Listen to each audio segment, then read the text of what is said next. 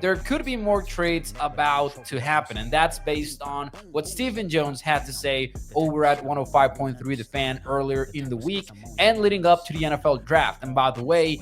if a trade does happen, based on what Jones just said, it would happen before or during the NFL draft.